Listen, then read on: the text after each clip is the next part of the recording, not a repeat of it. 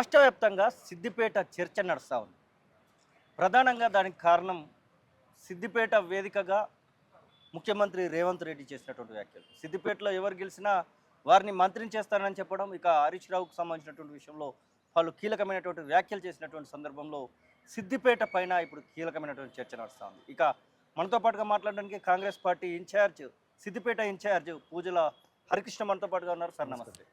విన్నట్టున్నారు మీరు, ఆల్రెడీ ఆ మీటింగ్లో కూడా మీరు ఉన్నట్టున్నారు. ముఖ్యమంత్రి రేవంత్ చేసినటువంటి వ్యాఖ్యలను ఎట్లా చూస్తారు? స్వీకరిస్తూ ఉన్నారా? దానికి సంబంధించినటువంటి సవాల్ను మీరు కూడా స్వీకరించబోతా ఉన్నారు అక్కడ? ఖచ్చితంగా ఈరోజు ముఖ్యమంత్రి రేవంత్ రెడ్డి గారు మా సిద్దిపేటకు వచ్చిన సందర్భంగా మేమందరం కూడా ఘన స్వాగతం పలకడం జరిగింది. రైతన్నలు కానీ పెద్ద ఎత్తున వచ్చి ఆ ఆయిల్ ఫ్యాక్టరీ ఇనాగ్రేషన్ రావడం వల్ల అందరూ సంతోషం వ్యక్తం చేసి పెద్ద ఎత్తున మేము సక్సెస్ చేసుకోవడం జరిగింది. రేవంత్ రెడ్డి గారు ముఖ్యమంత్రి హోదాలో మాట్లాడడం కూడా నిజంగా మేము స్వాగతిస్తా ఉన్నాం. ఎందుకంటే సిద్దిపేటను ఇంకా అభివృద్ధి చేసుకోవాలనే లక్ష్యంతో రేవంత్ రెడ్డి గారు ఉన్నారు.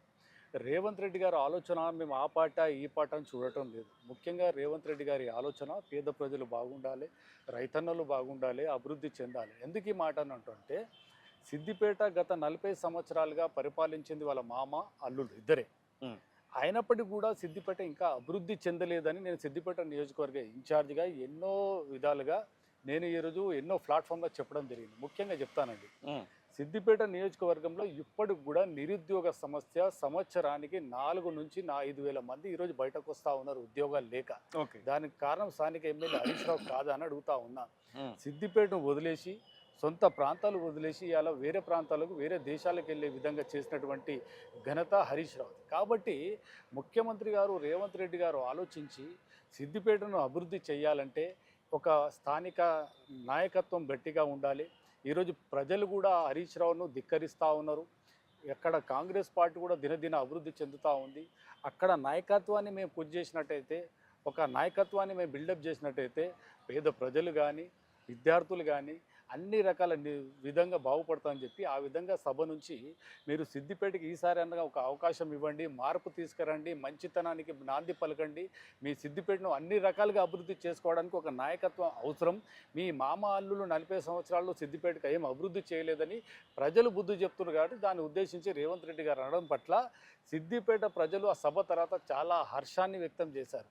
అన్న, ముఖ్యమంత్రి రేవంత్ రెడ్డి గారి స్టేట్మెంట్ ఇవ్వడం వల్ల మాకు చాలా సంతోషం అనిపిస్తూ ఉంది. వచ్చే ఎన్నికల్లో ఖచ్చితంగా మేము కొత్త నాయకత్వాన్ని కోరుకుంటామని ప్రజలు వేచిస్తూ ఉన్నారు. ఎందుకు చెప్తున్నానంటే ఈరోజు హరీష్ రావు గారు ఎక్కడ తిరిగినా ప్రజలు చీకొడతా ఉన్నారు, విద్యార్థులు చీకొడతా ఉన్నారు. ప్రజలలో నమ్మకం పోయింది, విశ్వాసం పోయింది. మీరు మొన్ననే చూసారు, నేను చెప్పాడు విమర్శ కాదండి. గజ్వెల్కి వెళ్ళారు, ఎన్నికల సభకు పోయిండు, అవునా? సర్పంచ్ ఎన్నికల సభలో పోతే ఏమి జరిగింది? చెప్పులతో స్వాగతం పలికిండు హరీష్ రావు, అవునా కదా? ఇంకోటి, సొంత గ్రామం సిద్దిపేట నియోజకవర్గంలో వాళ్ళ మామ సొంత గ్రామం కేసీఆర్ అయినటువంటి చింతమడక గ్రామంలో హరీష్ రావు గారు బీరప్ప పండుగ జరుగుతుంటే అక్కడికి పోతే అక్కడ ప్రజలు కూడా బుద్ధి చెప్పి ఉరికిచ్చిన సంఘటన అన్ని టీవీలలో వచ్చింది, అన్ని పేపర్లలో వచ్చింది. 119 నియోజకవర్గాలలో ఎక్కువ మెజారిటీ ఇచ్చేటువంటి ప్రాంతం సిద్దిపేట. అలాంటి సిద్దిపేటలో ఇప్పుడు 90,000, 80,000, లక్ష ఓట్ల మెజారిటీ వచ్చినటువంటి దానిలో గెలవడం అనేది కొంచెం అది దూరంగా కనబడతా ఉంది కదా. మీరు ఎట్లా? ఒక విషయం చెప్తాను, చెప్పండి. మొన్న హరీష్ రావు గారు ఎన్నికల్లో పోటీ చేసి ఆయన ఒక స్లోగన్ తీసుకోండు. ఏమని స్లోగన్ తీసుకోండు? నేను 150,000 మెజార్టీతో ఈసారి గెలవబోతున్నాను ఒక తీసుకోండి. కానీ నేను యువజన కాంగ్రెస్లో పనిచేసినప్పటికీ కూడా రేవంత్ రెడ్డి గారు నన్ను ఒక యువకుని, నా బీసీ నాయకునిగా నాకు ఆలోచించి మంచి యువకుడు కాబట్టి టికెట్ ఇస్తే పోటీ చేయగలుగుతాడు నమ్మకాన్ని నాకు ఇచ్చిన వెంటనే నేను ప్రజలలో తిరగడం మొదలు పెడితే నాకు దాదాపు 26,000 ఓట్లు ఈరోజు వచ్చినాయి. ఎప్పుడైతేనే ప్రజలలో రేవంత్ రెడ్డి గారి కాంగ్రెస్ పార్టీ స్లోగన్ తీసుకోవడం మొదలు పెట్టానో 150,000 స్లోగన్ను సోషల్ మీడియాలో అన్నిట్లో అరే 150,000 ఇప్పుడు ఎవరు చెప్పకూడనైనా పరిస్థితి ఏటో కనబడతా ఉందని 150,000 తీసేసి మనము పోటీలో ఉన్నామనే విధంగా స్లోగన్ తీసుకొచ్చాడు. లాస్ట్ టైం ఎంత ఉండే? గతంలో 125,000 మెజార్టీ హరీష్ రావుకు ఉండే. నేను పోటీ చేసిన తర్వాత ఆ మెజార్టీని 80,000కి తీసుకొచ్చిన. ఇది నేను గొప్ప అనట్లే. రోజు రోజుకు హరీష్ రావు ఉనికి కోల్పోతున్నాడు. ప్రజలు ఆయనను విశ్వసిస్తలేరు. ఎందుకనంటే ప్రజలను నువ్వు అన్న మాయ మాటలు చెప్పుకుంటూ మోసం చేసుకుంటూ వచ్చినావు, అవునా? రైతు రుణమాఫీ ఒకటి చాలా ఇంపార్టెంట్ విషయం. రైతు రుణమాఫీ చేస్తే నేను రాజీనామా చేస్తా అని మా ముఖ్యమంత్రి రేవంత్ రెడ్డి గారికి నువ్వు సవాల్ విసిరినావు కదా. అవును, మా ముఖ్యమంత్రి రేవంత్ రెడ్డి గారు నీ సవాల్ను పక్కన పెట్టి పేద ప్రజలను రైతాంగాన్ని ఆలోచించి వరంగల్ డిక్లరేషన్ సభలో ఏ మాట ఇచ్చిండో మాట ప్రకారం ఒకవైపు నీ మామ ఈ రాష్ట్రాన్ని అప్పుల పాలు చేస్తే ఈరోజు మా రేవంత్ రెడ్డి గారు అప్పుల పాలైనా కూడా రైతు రుణమాఫీ చేసి ఈరోజు మాట నిలబెట్టుకున్నావు, అవునా కాదా? కానీ నువ్వు రాజీనామా చేయకుండా ఎక్కడ పారిపోయినావు అని ఇక్కడ సిద్దిపేట ప్రజలు మొన్న ఏం చేసిర్రు, సిద్దిపేట నిండా అన్ని చౌరస్తాల వేదికలలో కూడా ఫ్లెక్సీలు కట్టిరు.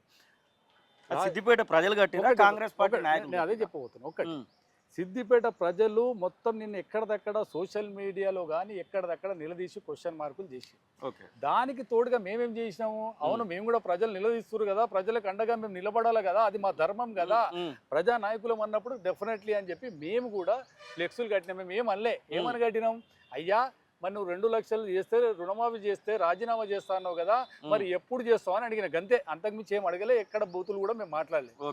దానికి వాళ్ళు జబ్బలు జరుచుకొని ఇక రోడ్ల మీదకి వచ్చి ఒక గుండాయిజం లాగా ప్రవర్తిస్తే సిద్దిపేట ప్రజలే మళ్ళీ ఉరికించి కొట్టిరు. సిద్దిపేట అంటే మీరు చెప్తున్నటువంటి మాట వాస్తవమే, కానీ రేవంత్ రెడ్డిని రమ్మంటా ఉన్నాడు. ఇప్పుడు మీ నాయకుడినే నా దగ్గర పోటీ చేయమని చెప్పు, ఆ తప్పుడు చూసుకుందాం, ఇంకోళ్ళకో నువ్వు మంత్రి పదవి వచ్చినందుకు ముఖ్యమంత్రిగా నువ్వే రా అని చెప్పేసి సవాల్ చేస్తావు. ఒకవేళ ముఖ్యమంత్రి రేవంత్ రెడ్డి వస్తామంటే పూజల హరికృష్ణ యాజ్ ఏ అక్కడ ఇన్ఛార్జిగా గతంలో పోటీ చేసినటువంటి వ్యక్తిగా తప్పుకునేందుకు సిద్ధంగా ఉన్నాడా? ఒక్కటండి, ఇలా 2 అంశాలు చెప్పండి. ముఖ్యమంత్రి గారు ఎక్కడ పోటీ చేసిన 119 నియోజకవర్గాల్లో ఇంక్లూడింగ్ నాదే అనుకోండి, సిద్దిపేట కంటే సిద్దిపేట వేదిక ద్వారా రేవంత్ రెడ్డి గారు అన్నారు కాబట్టి, అవును నిజంగానే సిద్దిపేటకు రేవంత్ రెడ్డి గారు వస్తే మేము మనస్ఫూర్తిగా రేవంత్ రెడ్డి గారిని స్వాగతించి గెలుపు గురించి ముందంజలో ఉండేది మొదటి వ్యక్తిని నేను. రెండో అంశం చూద్దాం. హరీష్ రావు సవాల్ విసిరడంలో అనట్లేదు, ఫస్ట్ పెడితే నేను నీకు చెప్పిన, రెండోది హరీష్ రావుకి చెప్తున్నా, అసలు నీకు హరీష్ రావుని అడుగుతున్నా, నీకు రేవంత్ రెడ్డి గారి ముందు నిలబడే దమ్ముందా అని అడుగుతా ఉన్నా. రేవంత్ రెడ్డి గారి మీద పోటీ చేసి గెలిచే దమ్ము తర్వాత సంగతి అది, ఓకే, ఫస్ట్ నువ్వు రేవంత్ రెడ్డి గారి మీద పోటీ చేసే దమ్ము అని అడుగుతా ఉన్నా. నువ్వు 100 జన్మలు ఎత్తినా మా నాయకుడు రేవంత్ రెడ్డి గారి మీద పోటీ చేసే దమ్ము ధైర్యం నీకు లేదు అని నేను చెప్తా ఉన్నా. ఎందుకనంటే చింతమడక గ్రామం ఉంది కదా, చింతమడక గ్రామంలో హరీష్ రావును మా గ్రామ కాంగ్రెస్ పార్టీ అధ్యక్షుడు నిలబెడతా సర్పంచ్ గా. నువ్వు ఆయన మీద సర్పంచ్ గా పోటీ చేసి గెలువు, తర్వాత మాట్లాడదాం. ఇక మా ముఖ్యమంత్రి దాకేందుకే, ఫస్ట్ మా చింతమడక గ్రామంలో హరీష్ రావును సర్పంచ్ గా గెలువు. ఇప్పుడు ఎవరు గెలిచారు మొన్న? ఇప్పుడు ఇండిపెండెంట్ అభ్యర్థి గెలిస్తే అన్ని పార్టీలకు లాక్కున్నాడు పైసలు ఇచ్చి.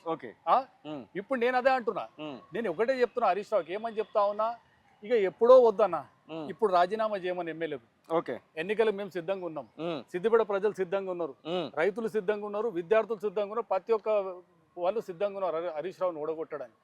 రోజు ఉనికిని కోల్పోయి మీరు చూసి ఉంటారు, సిద్దిపేటలో ఉన్న సంపాదించిన డబ్బంతా ఎవరు సంపాదించిరన్నా, ఆడ పరిపాలించింది ఎవరన్నా? తెచ్చిన డబ్బంతా ఫామ్ హౌస్ లో పెట్టింది హరీష్ రావు, కేటీఆర్, సంతోష్ రావు, కవిత, అవునా?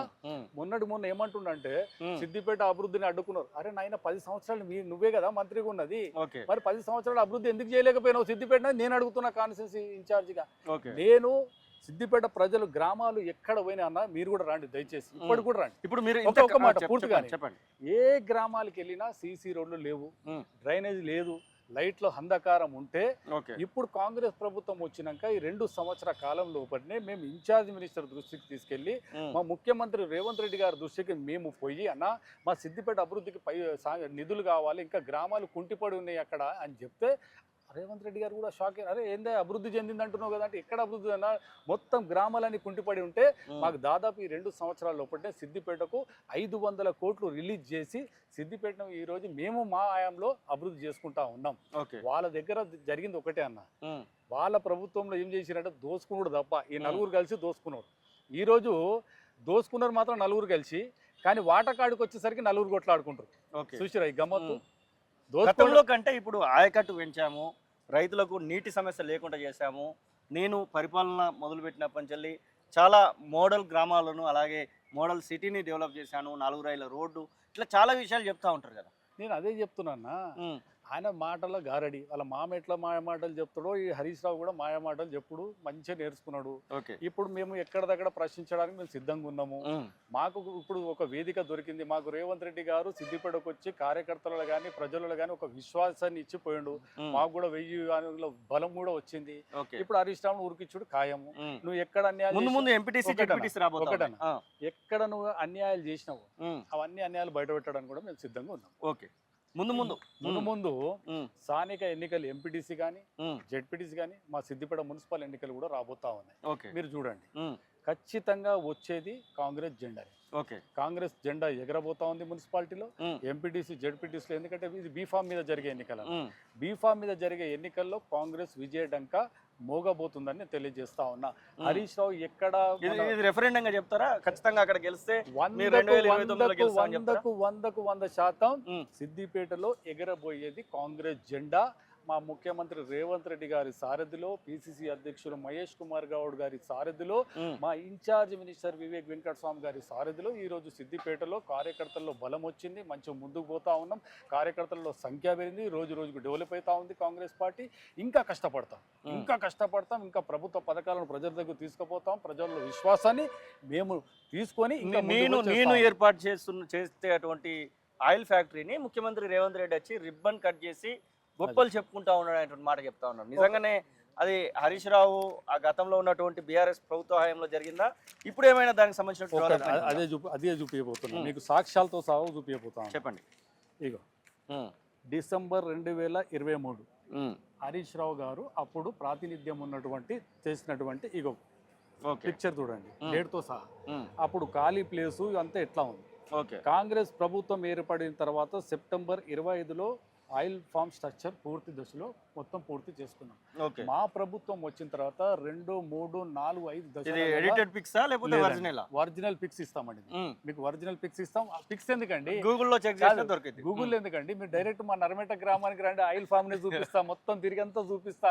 గతంలో అక్కడ ఉన్న పక్క రైతులను అడుగుదాం. మీరు అడగండి, నేనొద్దు, మీరే అడగండి. అప్పుడు హరీష్ రావు ఉన్నప్పుడు వాళ్ళ ప్రభుత్వం ఉన్నప్పుడు ఈ నర్మేట ఆయిల్ ఫామ్ ఎట్లుండే, ఇప్పుడు కాంగ్రెస్ ప్రభుత్వం వచ్చినాక ఆయిల్ ఫామ్ ఎట్లుండే మీరే ప్రజలను అడగండి, సమాధానం చెప్తారు. రైతులు కూడా సమాధానం చెప్తారు. మా ప్రభుత్వం వచ్చిన తర్వాత తుమ్మల నాగేశ్వరరావు గారు కానీ మా రైతన్నలు మా దగ్గరకు వచ్చారు. ఎందుకు వచ్చారు అది కూడా చెప్తా. సిద్దిపేట ప్రజల రైతన్నలకి అందరికి ఏం చెప్పినావు నువ్వు? ఆయిల్ ఫామ్ పంటలు వండియాలి, చెట్లకు పెట్టాలని చెప్పి నువ్వు వాళ్ళని ప్రోత్సహించినావు, బాగానే ఉంది. కానీ ఆయిల్ ఫ్యాక్టరీ ఓపెన్ చేసినావా? చేయలేదు. దానికి నిధులు తెచ్చినావా? చేయలేదు. లేకుండా అట్లనే పెడితే ప్రభుత్వం ఏర్పడిన వెంటనే మా మంత్రి తుమ్మల నాగేశ్వరరావు గారు, మేము అందరం కలిసి ముఖ్యమంత్రి రేవంత్ రెడ్డి గారి దృష్టికి తీసుకువెళ్తే వెంటనే టెండర్లను పిలిచి కేవలం 18 నెలల లోపలనే ఆయిల్ ఫ్యాక్టరీని మేము పూర్తి చేసి ఈ రోజు రైతులకు ఉపయోగపడే ఈ రోజు రైతాంగానికి మేము అండగా నిలబడ్డాం. రాష్ట్రంలోని అతిపెద్ద ఆయిల్ ఫామ్ ఫ్యాక్టరీ మా సిద్దిపేటలో ఉంది. ఈ రోజు సిద్దిపేటకు ఎక్కడి నుంచి, ఎందుకనంటే ఆయిల్ పండించిన పంటను మనం గింజలు ఏవైతే ఉంటాయో అవి ఎక్కువ దూరం పోతే కూడా దాంట్లో క్వాంటిటీ తగ్గిపోయి దాని ధర కూడా తగ్గుతా ఉంటుంది. దాని వల్ల ఏమైతుంది, రైతాంగాలు బాధపడతారు. కాబట్టి ఈ సెంట్రలైజ్ మొత్తం ఎక్కడైతే కరీంనగర్ కానీ, పెద్దపల్లి కానీ, జగిత్యాల కానీ, వరంగల్ ఇవన్నిటికీ దగ్గరగా ఒక సెంట్రలైజ్ ప్లేస్ ఉండాలని చెప్పేసి ఈరోజు ఆయిల్ ఫ్యాక్టరీ తీసుకొచ్చి మంచి ఈరోజు సంతోషపడుతున్నారు. ముఖ్యమంత్రి రేవంత్ రెడ్డి గారు వచ్చి మా సిద్దిపేటలో ఆయిల్ ఫ్యామ్ ఒకటండి, ఇలా 2 విషయాలు ఉన్నాయి. ఓన్లీ రైతులకే లాభం, రైతులకి ఎంత లాభం జరిగిందో నిరుద్యోగ సమస్య కూడా తీరుతా ఉంది. ఎందుకంటే మీ పాలనలో ఎట్లాగో మా సిద్దిపేటకు ఒక ఫ్యాక్టరీ రాలే. మా ప్రభుత్వ హయాంలో ఇటు రైతన్నలకు ఇటు నిరుద్యోగ సమస్య పోయే విధంగా ఫ్యాక్టరీలు వచ్చినాయి. ఇంకా రానున్న రోజుల్లో సిద్దిపేటకు ఫ్యాక్టరీలు తీసుకొస్తాం. నిరుద్యోగ సమస్యను దూరం చేసే విధంగా మేము దోహదపడి ప్రజల్లో నమ్మకాన్ని తీసుకొచ్చి ఖచ్చితంగా గెలుపు దిశలో ముందుంటామని తెలియజేస్తాం. 2029 రిజల్ట్స్ ఏంటి అని చెప్తారు? 2029 రిజల్ట్ ఒకటే, హరీష్ రావు ఇంట్లో కూర్చోబోతా ఉన్నాడు, కాంగ్రెస్ జెండా ఎగరబోతా ఉన్నాడు. ఓకే, థ్యాంక్ యూ అన్న. ఇది పూజల హరికృష్ణ చెప్పుకున్నమాట. ఖచ్చితంగా హరీష్ రావును ఓడగొట్టేటువంటి దమ్ము మాకుంది. హరీష్ రావు సిద్దిపేటలో ఇక ఇంటికి పరిమితం కావాల్సిందే అన్నటువంటి జోషాన్ని అయితే వారు చెప్పుకున్న పరిస్థితి. కెమెరా పర్సన్ అజర్తో శ్రీనివాస్, తొలి వెలుగు, హైదరాబాద్. అసలైన తొలి వెలుగు. ఫాలో వాట్సాప్ @తొలి వెలుగు అఫీషియల్.